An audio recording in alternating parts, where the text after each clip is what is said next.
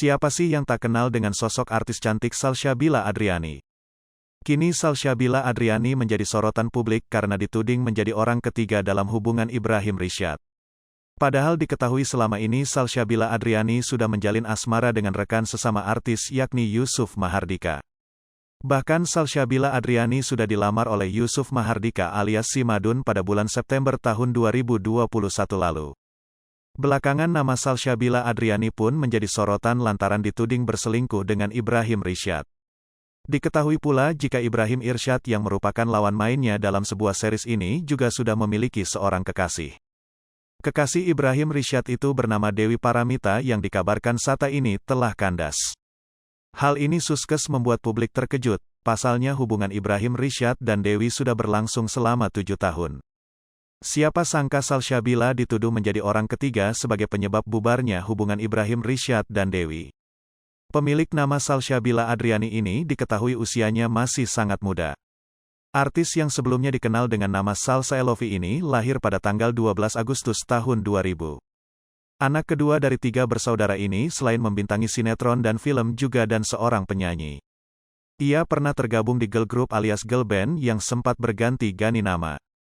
Mulai dari Besara hingga WINXS. Ia memulai karir bernyanyinya dengan teman artis sebayanya seperti Xandra Lee, Sharon dan Steffi.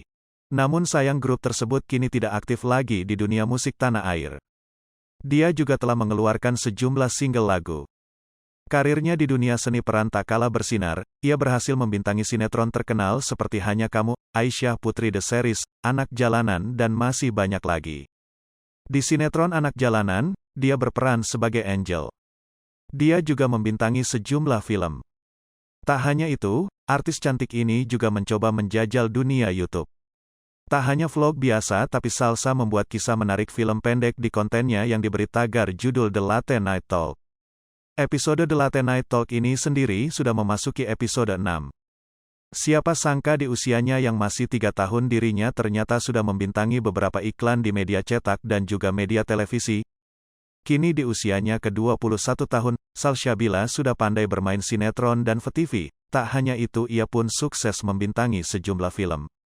Beberapa judul film yang sudah dia perankan mulai dari yang horor, drama maupun komedi.